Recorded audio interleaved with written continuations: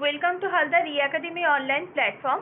আমরা ক্লাস 10-এর যে ওয়েস্ট বেঙ্গল বোর্ডের অন্তর্ভুক্ত যে পাঠ্যপুস্তকটি রয়েছে সেই টেক্সট বই থেকে আমরা একটি পাঠ্যাংশ পড়ছিলাম, যে পাঠ্যাংশটি রচনা করেছেন কবিগুরু রবীন্দ্রনাথ ঠাকুর। সেই পাঠ্যাংশটির নাম আফ্রিকা। এবং আগের দুদিনের ক্লাসে আমরা দেখেছিলাম যে একজন মেয়েকে বা একজন নারীকে কিভাবে অপমান করা হয়েছে, কিভাবে অসম্মান করা হয়েছে, এবং সেটা আফ্রিকার একটি ভূখণ্ডের মাধ্যমে বোঝানো হলেও সেটা আদতেও কিন্তু একটা নারী জাতির অপমান, সমগ্র নারী জাতির অপমান, সেটি কিন্তু বুঝিয়েছিলেন কবিগুরু রবীন্দ্রনাথ ঠাকুর। এবং আগের দিনের ক্লাসে আমরা যতটুকু পড়েছি তাতে আমরা বুঝতে পেরেছিলাম যে কালো ঘোমটার নিচে আফ্রিকার যে এত সুন্দর একটা রূপ রয়েছে সেটা কিন্তু সাম্রাজ্যবাদীরা জানতো না। এবং আমরা এটাও দেখেছিলাম যে কিভাবে তারা লোহার হাতকড়ি পরিয়ে নিয়ে এসেছে, তাদের নখগুলো যে নেকড়ের থেকেও কতটা ভয়ানক, কতটা তীক্ষ্ণ, সেটা আমরা দেখতে পেয়েছিলাম। এবং আমরা দেখেছিলাম যে সেই সাম্রাজ্যবাদের লোকেরা তারা নিজেদের গর্বে কিন্তু অন্ধ। সেই গর্বটা কিসের গর্ব? না, অহংকারের গর্ব। অহংকারের গর্বে কিন্তু তারা নিজেরা এতটাই নৃশংসভাবে তারা গর্বে অন্ধ যে একটা সূর্য যদি না ওঠে একটা দিনে, তাহলে কিন্তু রাতটাই কিন্তু বরাবর থেকে যায়। সেরকমই কিন্তু সূর্য না ওঠা দিনের মতোই কিন্তু অন্ধকার তাদের যে জীবন সেটা। এবং আমরা দেখতে পেয়েছিলাম যে তাদের অমানবিক যে আচরণগুলো, যেগুলো অমানসিক অত্যাচার, সেটা কিন্তু সেই আফ্রিকাকেই সহ্য করতে হয়েছিল। এবং আমরা দেখতে পেয়েছিলাম আফ্রিকাকে যে এতটা অপমান, এতটা অসম্মান করা হয়েছে, তাতে সিক্ত হয়েছে তার চোখ। এবং সে এতটাই কেঁদেছে এবং তার সেই তীক্ষ্ণ নখ দিয়ে ধরা সেই অপমান বা সেই অত্যাচার আমরা দেখতে পেয়েছিলাম। তার ফলে তার যে রক্ত ক্ষয়িত হয়েছে বা রক্তের মাধ্যমে কি হয়েছে না, মাটিটা কিন্তু একেবারে পঙ্কিল হয়ে গেছে। যেরকম পঙ্কিল হয় কখন না, বর্ষাকালে। এবং অরণ্যটা কিরকম হয়েছে, বাষ্পাকুল হয়ে গেছিল, সেটা আমরা দেখেছিলাম। এবং এই যে অপমান, এই যে অসম্মান, সেটা কি চিরদিন মনে রাখবে, কারণ সেখানে ইতিহাস লেখা হয়েছে। ইতিহাসে যেরকম আমরা দেখতে পেয়েছিলাম শ্বেতাঙ্গরা কিভাবে কৃষ্ণাঙ্গদের ওপর অত্যাচার করেছিল, এবং সেই সমস্ত ইতিহাস বর্ণিত রয়েছে কোথায় না ইতিহাসে, সেরকম আফ্রিকার ইতিহাসটাও কিন্তু লাঞ্ছিত হয়ে রইল ইতিহাসের পাতায় পাতায়। এইটুকু আমরা আগের দিনের ক্লাসে পড়েছিলাম। আজকে আমরা যতটুকু অংশ বাকি আছে আফ্রিকার ততটুকু অংশ পড়ব। তো চলো আজকের ক্লাসটি শুরু করা যাক। দেখো, আজকে আমরা পড়ব এখান থেকে। কি বলছে দেখো, কবিগুরু রবীন্দ্রনাথ ঠাকুর আফ্রিকার যে কবিতা লিখেছিলেন, যেটি পত্রকূট কাব্যগ্রন্থের অন্তর্ভুক্ত, পরে সেটি সঞ্চয়িতাতে স্থান পেয়েছিল। এবং সেটার যে শেষ স্তবকটুকু সেটা আমরা পড়ব।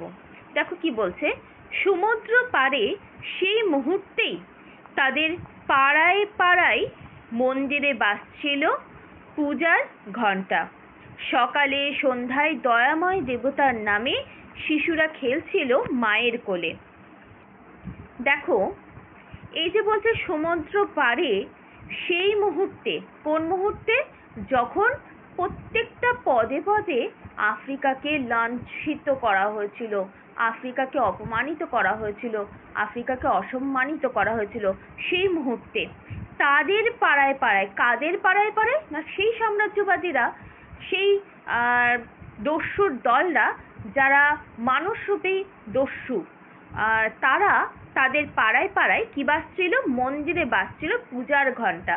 দেখো, একদিকে যেমন সাম্রাজ্যবাদীরা কিভাবে আফ্রিকার ওপর অত্যাচার চালিয়ে গেছে সেটা যেমন দেখিয়েছেন কবিগুরু রবীন্দ্রনাথ ঠাকুর, তেমনি অন্যদিকে সাম্রাজ্যবাদীদের পাড়ায় পাড়ায় কি হচ্ছে, একদিকে যেমন কি হচ্ছে, নৃশংসতা দেখতে পাওয়া যাচ্ছে, রক্তের ক্ষয় দেখতে পাওয়া যাচ্ছে, অমানুষকতা দেখতে পাওয়া যাচ্ছে, কিন্তু অন্যদিকে সুন্দরের আরাধনা হচ্ছে। সুন্দরের আরাধনা বলতে দেবতার আরাধনা হচ্ছে।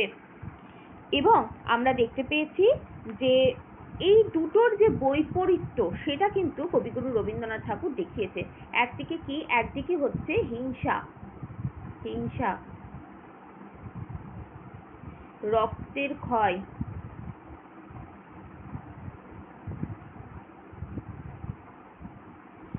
তারপরে আমরা দেখতে পেয়েছিলাম নৃশংসতা,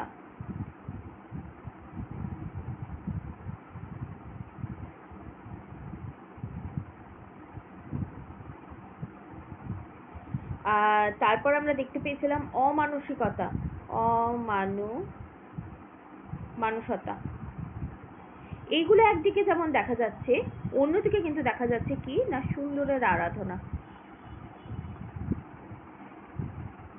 সুন্দরের আরাধনা, আরাধনা। এবং এই দুটোর মধ্যে দেখো কি দেখতে পাওয়া যাচ্ছে, বৈপরীত্য দেখা যাচ্ছে, বৈপরীত্য দেখা যাচ্ছে।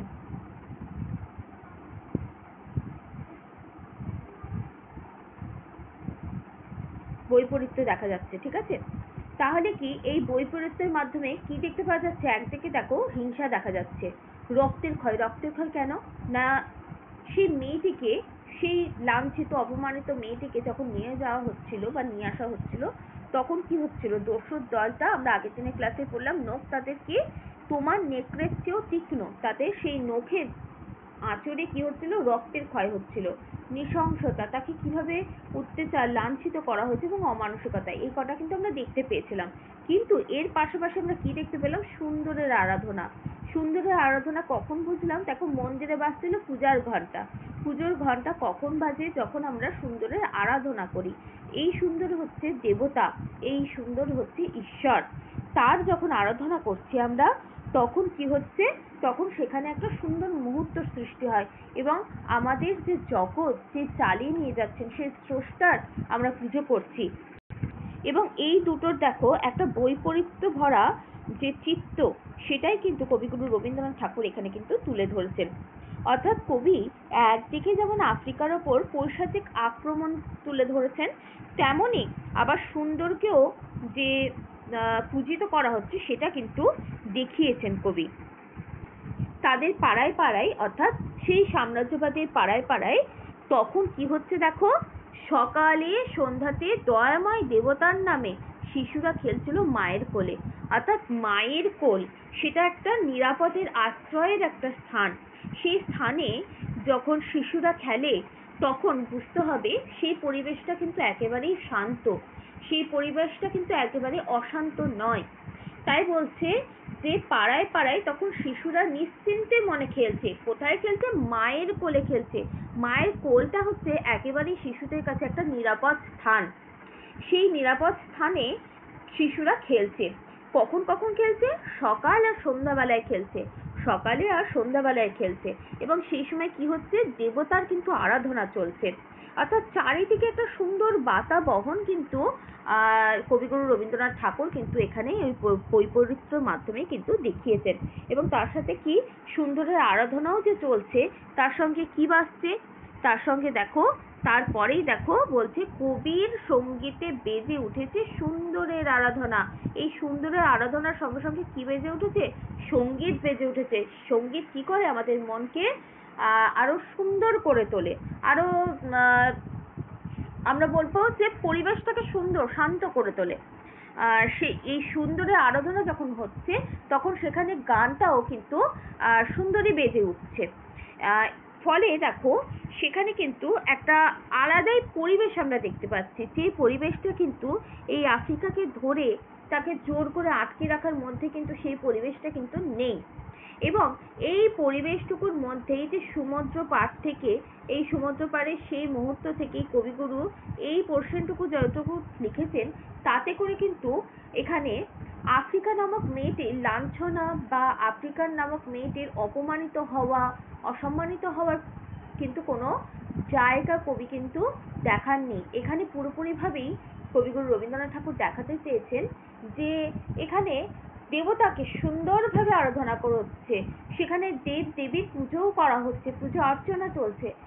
আমরা যদি একটা পূজা অর্চনা করি, তাহলে আমাদের মন কি করে এত নিঃসংশয় হতে পারে, কি করে এত আমরা অমানবিক হতে পারি, সেটিই কিন্তু কবিগুরু রবীন্দ্রনাথ ঠাকুর কিন্তু বুঝিয়েছেন এবং বলেছেন যে এই যে সুন্দরের একটা বাতাবরণ, তার সঙ্গে এই সমুদ্র পাড়ে হওয়া বা ঘটে যাওয়া যে অমানবিক যে পৈশাচিক মুহূর্তগুলো, সেগুলো কিন্তু কতটা ডিফারেন্স রয়েছে, কতটা পার্থক্য রয়েছে, কতটা বৈপরীত্য রয়েছে, সেটাও কিন্তু কবিগুরু রবীন্দ্রনাথ ঠাকুর কিন্তু দেখিয়েছেন।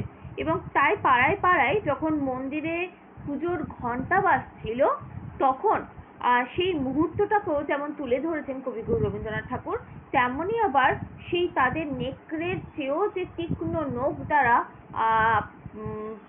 অসম্মানিত হওয়া সেই রক্ত কি হয়েছে, পঙ্কিলে পরিণত হয়েছে, পায়ে কাদায় পরিণত হয়েছে, যেগুলো জুতোর তলাতেও, জুতোর নিচের যে ডিজাইন থাকে জুতোর তলাতে, সেটাতেও একেবারে ভর্তি ভর্তি হয়ে গেছিল। সেটাও কিন্তু আমরা আগের দিনের ক্লাসে কিন্তু দেখতে পেয়েছিলাম।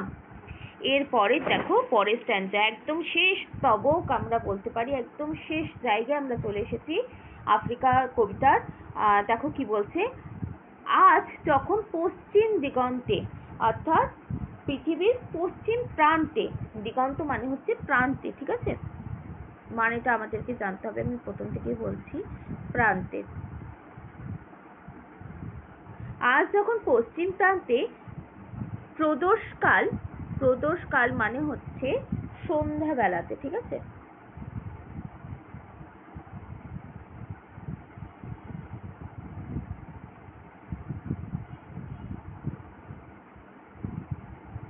সন্ধ্যেবেলা, ঝঞ্ঝা বাতাসে রুদ্ধশ্বাস।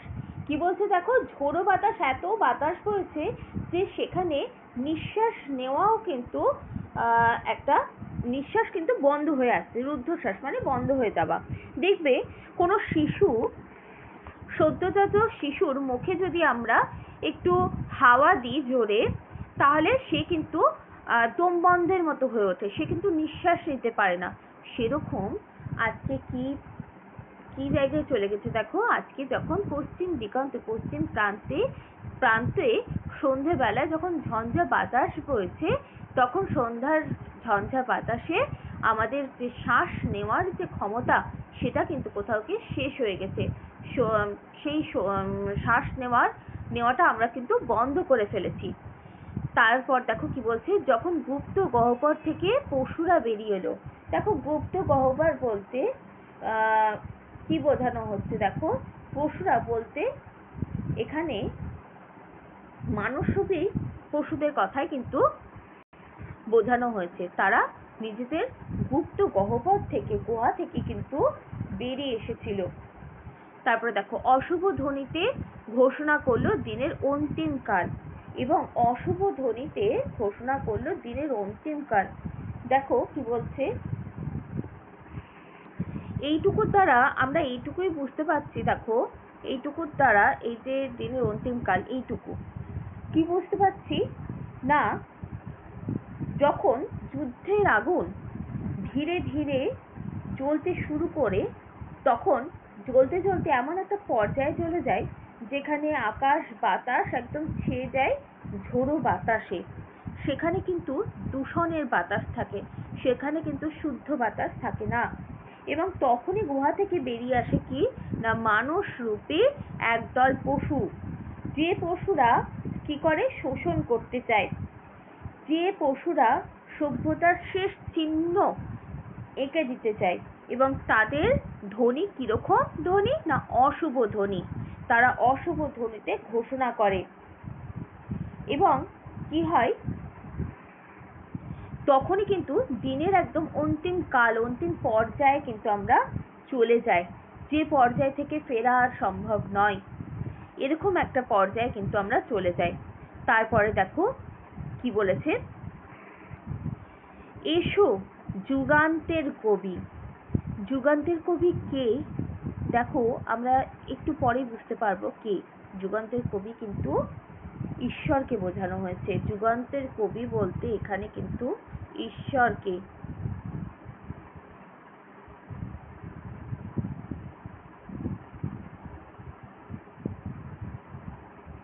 ঈশ্বরকে বোঝানো হয়েছে, ঠিক আছে। দেখো এখানে যুগান্তের কবি বলতে এখানে ঈশ্বরকে বোঝানো হয়েছে।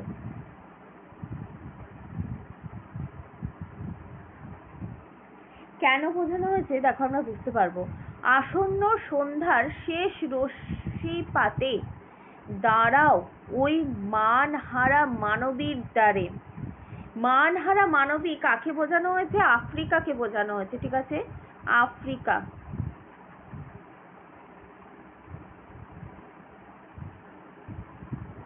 আফ্রিকাকে বোঝানো হয়েছে।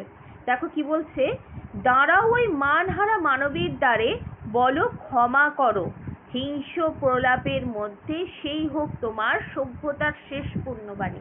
দেখো এখানে কবি এতক্ষণ ধরে একটা অন্য বৈচিত্র্য দেখিয়েছেন, যে বৈচিত্র্যের মাধ্যমে সব সময় কিন্তু আফ্রিকা নামক মেয়েটিকে বা নারীটিকে কিন্তু সবসময় অসম্মান করা হয়েছে, অপমান করা হয়েছে। তাকে কিভাবে প্রাচী ধরিত্রীর কাছ থেকে, বুক থেকে টেনে হিঁচড়ে একটা কোথায় ঘেরা না, একটা হচ্ছে বনস্পতির নিবিড় পাহারায়, যেখানে কৃপণ আলোটুকু ঢোকে না, সেরকম একটা অন্তঃপুরে জোর করে আটকে রাখা হয়েছে। সেরকম একটা জায়গায় যখন এসে সেই নারীটিকে রাখা হয়েছে, সে তখন নিজের যে বাহুবল, নিজের ক্ষমতার দ্বারা কি করেছে, নিজের ক্ষমতার দ্বারা কিন্তু সে দুর্গম রহস্যগুলো কিন্তু ভেদ করেছে একের পর এক। এবং সে সেই যে আফ্রিকার সেই বন জঙ্গলের মধ্যে বসে থেকেই, একাকী বসে থেকে সে কি করেছে, সে চিনেছিল সেই আফ্রিকার জল, স্থল, বাতাস, আকাশ এবং তাতে দুর্গম সংকেতগুলোকে বুঝেছিল, এবং নিজেকে এমনভাবে ভয়ঙ্কর রূপভাবে সৃষ্টি করেছিল যাতে করে বিদ্রুপ করেছিল কাকে না, সেই প্রকৃতির কঠিন হওয়াকে, প্রকৃতির ভীষণ হওয়াকে, সেই প্রকৃতির অতি ভয়ঙ্করতার রূপকেও পরিহাস করেছিল। এবং যুদ্ধের সময় যেমন দুন্দুভি বাজে, রণবাদ্য বাজে, যেখান থেকে আমরা বুঝতে পারি যে একটা কোনো কিছু শুরু হতে যাচ্ছে, যেটা কিন্তু ধ্বংসের লীলা, সেরকম একটা দুন্দুভি নাচের যে তাণ্ডব, সেটাও কিন্তু আফ্রিকা কিন্তু দেখিয়েছিল। এবং আমরা এর পরের টুকুতে যতটুকুতে বুঝলাম যে তার যে রূপ বর্ণনা, আফ্রিকার যে এত সুন্দর দেখতে, সেটা কিন্তু সাম্রাজ্যবাদীরা জানতো না। এবং যখন জানলো তখন তাকে কিভাবে টেনে আনলো, তখন তাকে কি করে টেনে আনলো না, তাকে লোহার হাত পরিয়ে টেনে আনলো। এবং তার সেই সাম্রাজ্যবাদীর যে নখ, সেই নখটা কিরকম না, নেকড়ের চেয়েও তীক্ষ্ণ নখ। সেই নেকড়ের যে তীক্ষ্ণ নখের দ্বারা তাকে জোর করে টেনে ছিনিয়ে আনলো। এরকম একটা মানুষ ধরার দলের পরিচয় কবিগুরু রবীন্দ্রনাথ ঠাকুর দিয়েছেন। এবং সেই মানুষরূপী যে পশু, তাদের এতটাই অহংকার, তারা এতটাই অহংকারে নিজেরা দম্ভে অন্ধ, যে তাদের গর্বটাকেও তুলনা করা হয়েছে কার সাথে না, সূর্যহারা অরণ্যের সাথে। এবং সভ্যতার বর্বর লোভ তাদেরকে কিভাবে একটু একটু করে গ্রাস করেছে, সেটাও কবিগুরু রবীন্দ্রনাথ ঠাকুর কিন্তু দেখিয়েছিলেন। এবং তাতে করে তারা নিজেদেরকে কতটা নগ্ন করেছে, সেটাও কিন্তু আমরা এই কবিতার মাধ্যমে কিন্তু দেখতে পেয়েছি। এবং এর পাশাপাশি আমরা দেখতে পেয়েছি যে আমাদের আফ্রিকা, সেই লাঞ্ছিত হওয়া মেয়েটি যখন কাঁদছিল, তার ক্রন্দনদাতা, তার যে চোখের যে জল, সেটা বাষ্পের আকারে কোথায় কোথায় ঘুরেছে না, অরণ্যের পথে পথে ঘুরেছে। এবং তার যে অশ্রু, সেই অশ্রুর দ্বারা তার যে রক্ত, সেটার দ্বারা সিক্ত হয়েছে কিসের মাটি, সেই বনের মাটি। এবং বনের মাটি সিক্ত হয়ে কি হয়েছে, পঙ্কিল জন্মেছে। পঙ্কিল মানে হচ্ছে কাদা জন্মেছিল, সেটাও আমরা দেখতে পেয়েছিলাম। এবং দস্যুর পায়ে সেই কাঁটা মারা জুতোর তলায় বিভৎস কাদার পিণ্ড চিরচিহ্ন হয়ে থেকে গেছিল। কার কার সেই চোখের জল, কার সেই রক্ত না, আফ্রিকার। সেই আফ্রিকার চোখের জল, আফ্রিকার রক্তের দ্বারা সেই মানসরূপী পশুর দলের পায়ের নিচের তলার জুতোতেও কিন্তু একদম পরিপূর্ণ হয়ে গেছিল সেই কাদা।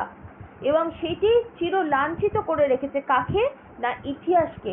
আমরা একটা আলাদাই পোর্শন পড়ছিলাম এই কবিতার মাধ্যমে, যেখানে বারবার কিন্তু আমরা দেখতে পেয়েছিলাম যে কবি বারবার বলছে যে লাঞ্ছিত হওয়ার বিষয়টা।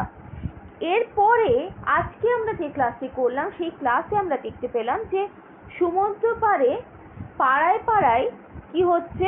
পুজোর ঘন্টা বাজছে মন্দিরে, সকালে সন্ধ্যায় দয়াময় ঈশ্বরের নামে, দেবতার নামে কি হচ্ছে? শিশুরা মায়ের করে খেলছে। সেই সাম্রাজ্যবাদের শিশুরা তাদের মায়ের যে কোল কতটা নিরাপদ সেটা তো সে জানে। সেই নিরাপদ স্থানে কিন্তু খেলছে সকাল সন্ধ্যে, এবং সেখানে কিন্তু সুন্দরের আরাধনা হচ্ছে। যে সুন্দর, যে সৃষ্টিকর্তা এই সুন্দর পৃথিবীটা, এই সুন্দর ভুবনটা সৃষ্টি করেছে, তার কিন্তু কি হচ্ছে না পুজো অর্চনা চলছে, এবং তার সঙ্গে সঙ্গীত বেজে উঠছে সেই সুন্দরের আরাধনাতে। এবং দেখো এর পাশাপাশি আবার কিন্তু আমরা দেখতে পেলাম যে পশ্চিম দিগন্তে, পশ্চিম প্রান্তে যখন সন্ধে হচ্ছে তখন একদল মানসরূপী পশু কিভাবে তাদের নিজের গুহা থেকে বেরিয়ে আসছে, এবং বেরিয়ে এসে সন্ধ্যাবেলার যে আকাশ সেটাকে রুদ্ধশ্বাস করে তুলছে, সেটার যে বাতাস সেই শুদ্ধ বাতাসকে কলঙ্কিত করে দিচ্ছে এবং অশুভ করে দিচ্ছে দিনের অন্তিম কালকে। অশুভ ধ্বনিতে ঘোষণা করছে যে কতটা খারাপ হয়ে গেছে সেই বাতাস, সেই আকাশ। এবং এই যে দিকটা কবিগুরু রবীন্দ্রনাথ ঠাকুর আফ্রিকাতে দেখালেন, এর ঠিক বিপরীত একটা দিক এই স্ট্যান্ডটুকুতেই একদম শেষ 4-5টা লাইনে কিন্তু কবিগুরু রবীন্দ্রনাথ ঠাকুর দেখিয়েছেন, যেখানে যুগান্তরের কবিকে কবিগুরু রবীন্দ্রনাথ ঠাকুর, বিশ্বকবি রবীন্দ্রনাথ ঠাকুর কিন্তু ক্ষমা চাইতে বলেছেন। এই যুগান্তরের কবিকে না ঈশ্বর, যে ঈশ্বর কি করেছে? বলেছে যে এসো যুগান্তরের কবি।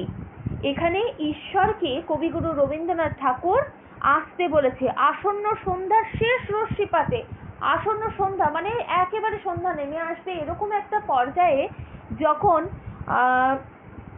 দিনের শেষ রশ্মি বিন্দুটা যখন এই ভুবনে এসে পড়ে, ঠিক সেই সময় আসতে বলছে যুগান্তরের কবিকে। দাঁড়াও ওই মানহারা মানবের দ্বারে, এবং দাঁড়াতে কোথায় বলছে? সেই আফ্রিকাতে দাঁড়াতে বলছে, সে আফ্রিকার কাছে দাঁড়াতে বলছে। সে কিরকম? মানহারা মানবিক, তার কোনো মান সম্মান নেই এখন, সে পুরোপুরি ভাবে অসম্মানিত হয়ে গেছে। কিন্তু কেন তিনি বলছেন এই কথাটা, যে ওই মানহারা মানবের দ্বারে দাঁড়িয়ে বলো ক্ষমা করো? ক্ষমা চাইছেন কেন? কারণ ওই একটাই, যে স্রষ্টার সৃষ্টি হলো আফ্রিকা। একজন স্রষ্টা, যে সৃষ্টিকর্তা, তার সৃষ্টি কি? আফ্রিকা। আর নিজের সৃষ্টিকে রক্ষা করার দায়িত্ব কিন্তু স্বয়ং স্রষ্টারই থাকে। কিন্তু এখানে দেখতে পাওয়া গেছে যে স্রষ্টা সে কিন্তু পারেনি নিজের সৃষ্টিকে রক্ষা করতে। তাই বিশ্বকবি রবীন্দ্রনাথ ঠাকুর যুগান্তরের কবিকে অর্থাৎ ঈশ্বরকে নত মস্তকে ক্ষমা চাইতে বলেছেন। ক্ষমা চাইতে বলেছেন, আর বলেছেন যে চারিদিকে যেমন হিংসাতে ভরে উঠেছে এই পৃথিবী, হিংসার যে বাতাবরণ, হিংসার যে প্রলাপ, সেই হিংসা থেকে, এই হিংসায় পড়া পৃথিবীতে ক্ষমা করতে। এই শব্দগুচ্ছের উচ্চারণই হয়ে থাকুক কি না হিংস্র প্রলাপের মধ্যে সেই হোক তোমার সভ্যতার শেষ পুণ্যবাণী। কি না কোনটা? কোন পুণ্যবাণীটা? না ক্ষমা করো। এইটা হচ্ছে এই একগুচ্ছ শব্দটাই হচ্ছে শেষ পুণ্যবাণী। কারণ এই সভ্যতার যে মহামন্ত্র, সেটার একমাত্র ক্ষমারই আদর্শ। দেখো ক্ষমা করাটাও কিন্তু একটা আলাদা বিষয়, যেটা কিন্তু সবাই করতে পারে না। এবং এখানে কবি হিংসা প্রলাপের যে বাতাবরণ যে বয়ে নিয়ে যাচ্ছে পৃথিবী, সেখান থেকে বেরিয়ে এসে বলছে ক্ষমা করো। এই যে সৃষ্টি আমি সৃষ্টি করেছি, সৃষ্টিকর্তা বলছে আমি যে সৃষ্টি করেছি, সেটাকে রক্ষা করার দায়িত্ব কিন্তু একমাত্র আমারই ছিল, কিন্তু আজ যখন আমি রক্ষা করতে তাকে পারিনি, সে যখন আজ কলঙ্কিত হয়েছে, সে যখন আজ লাঞ্ছিত হয়েছে, সে যখন আজ অসম্মানিত হয়েছে, অপমানিত হয়েছে একদল দস্যু দলের হাতে, তাকে যখন প্রাচী ধরিত্রীর হাত থেকে নিজের স্থান থেকে তাকে ছিনিয়ে নিয়ে আসা হয়েছে এবং বন্দি করে আটক করে রাখা হয়েছে, যেখানে সূর্যের আলোটুকু পর্যন্ত পড়ে না, সেরকম একটা জায়গায় তখন তো আমাদের ঈশ্বরকেও কিন্তু ক্ষমা চাইতেই হবে সেই অপমানের জন্য। একটা মেয়েকে ঠিক কতটা অপমান করেছে যে তার চোখের জল, তার গায়ের রক্ত একদম মাটিকে কাদায় পরিণত করেছে, এবং কতটা অসম্মানিত করেছে যে তাকে কতটা অসম্মানিত করেছে যে বলা হয় যে অন্তিমকালে অশুভ ধ্বনি ঘোষণা করলো। তাই কবি বলছে আজকে যখন একেবারে শেষ দ্বারে এসে পৌঁছেছি আমরা, যখন হিংসার বাতাবরণ চারিদিকে ছড়িয়ে গেছে, কোনো জায়গায় মানুষ হিংসা ছাড়া কিছুই বোঝে না, তখন ক্ষমা করো, এই একগুচ্ছ শব্দধ্বনি ক্ষমা করো, এর দ্বারা কবি বুঝিয়েছেন যে পুণ্যবাণী, এই ক্ষমা করাটাও কিন্তু একটা পুণ্যবাণী, সেটা কিন্তু একটা মহামন্ত্র। এই ক্ষমা চাইতে বলেছে কবিগুরু রবীন্দ্রনাথ ঠাকুর, বিশ্বকবি রবীন্দ্রনাথ ঠাকুর। কাকে না, যুগান্তরের কবিকে, ঈশ্বরকে চাইতে বলেছে। কারণ সৃষ্টিকর্তা স্বয়ং ঈশ্বরই, সৃষ্টি করেছেন তিনি নিজেই, কিন্তু আজ তিনি অপারগ, সেই তার যে স্রষ্টা, তার যে সৃষ্টিকে রক্ষা করতে, তাই স্রষ্টাকে তো ক্ষমা চাইতেই হবে। কারণ তার করা, সৃষ্টি করা কিসের ওপর না, তার করা, স্রষ্টা যে সৃষ্টি করেছেন সেই সৃষ্টির ওপর একদল মানুষ এসে, একদল মানুষ বলা ভুল, একদল জন্তু রূপী মানুষ এসে তারা নিজেদের গুহা থেকে বেরিয়ে পুরোপুরিভাবেই নষ্ট করে দিয়েছে, পুরোপুরিভাবেই শেষ করে দিয়েছে, লাঞ্ছিত করেছে, অসম্মানিত করেছে, অপমানিত করেছে। এবং আমরা এটাও দেখতে পেলাম যে সেখানে একদল মানুষ যখন একটা নারীকে নিয়ে এসে এত অসম্মান করেছে, অপমান করেছে, কিন্তু সেই সাম্রাজ্যেরই শিশুরা তারা কিন্তু খেলছে তাদের মায়ের কোলে, সেখানে কিন্তু কোনো হিংসা, লোভ, লালসা এগুলো আমরা দেখতে পাইনি। কিন্তু প্রাচী ধরিত্রীর বুক থেকে যাকে টেনে আনা হয়েছে তাকে কিন্তু কি করা হয়েছে, তাকে কিন্তু লাঞ্ছিত করা হয়েছে প্রতি পদে পদে। তাই কবিগুরু রবীন্দ্রনাথ ঠাকুর যুগান্তরের কবির কাছে বলেছে, ঈশ্বরকে অর্থাৎ ঈশ্বরকে বলেছে যে ক্ষমা করো, আর দাঁড়াতে বলেছে কোথায়, সেই মানহারা মানবিক দ্বারে দাঁড়াতে বলেছে। যে মান হারিয়েছে, কার দ্বারা মান হারিয়েছে, সেই একদল পশুর কাছে কিন্তু নিজের মান হারিয়েছে, সেই একদল মানুষের কাছে যে পদে পদে অসম্মানিত হয়েছে, অপমানিত হয়েছে, সেই মানহারা মানবের দ্বারে দাঁড়াতে বলেছে, অর্থাৎ আফ্রিকাতে দাঁড়াতে বলেছে, আফ্রিকার কাছে দাঁড়াতে বলেছে, এবং বলতে বলেছে ক্ষমা করতে বলতে বলেছে। কারণ ক্ষমা ছাড়া আর সৃষ্টিকর্তা কিছুই করতে পারবে না, কারণ তার অসম্মান ফিরিয়ে নেওয়া সৃষ্টিকর্তার কখনোই সম্ভব নয়। তেমনি সৃষ্টিকর্তার এটাও সম্ভব নয় যে যারা একদল দস্যু, যারা লাঞ্ছিত করে গেল, তাদেরকেও সেরকম ভাবে লাঞ্ছনা করতে, সেটাও কিন্তু ঈশ্বর পারবে না। তাই বলছে যে একজন নারীর কাছে যেটা অসম্মানীয়, একটা নারীর কাছে যেটা অপমানের, সেটা কিন্তু একদল পশুরূপী মানুষের কাছে কিন্তু নেই, সেই অসম্মানটা তার কিন্তু সেটা বোধ হয় না। তাই কবিগুরু রবীন্দ্রনাথ ঠাকুর এই আফ্রিকার মাধ্যমেই কিন্তু দেখিয়েছেন যে একটা নারীকে অসম্মান করা হলো, একটা নারীকে লাঞ্ছনা করা হলো, সমস্তটা কিন্তু একটা নারীকেই সহ্য করতে হলো। কিন্তু সেই সাম্রাজ্যবাদীর দল, সে কিন্তু কি করলো, সে কিন্তু চিরচিহ্নিত, নিন্দার চিহ্নিত করে দিল কোথায় না, ইতিহাসের পাতায় পাতায়। আর কবি গুরু রবীন্দ্রনাথ ঠাকুর শেষে এসে সেই পুণ্যবাণী বলতে বলছেন যে ক্ষমা করো, ক্ষমার চাইতে মহান আর কিছুই হয় না। তাই আফ্রিকার কাছে এসে তিনি বলেছেন ক্ষমা করো। আজকের ক্লাসটি আমাদের এখানেই শেষ হচ্ছে। তোমাদের কোথাও অসুবিধা হলে তোমরা অবশ্যই কমেন্ট বক্সে কমেন্ট করো।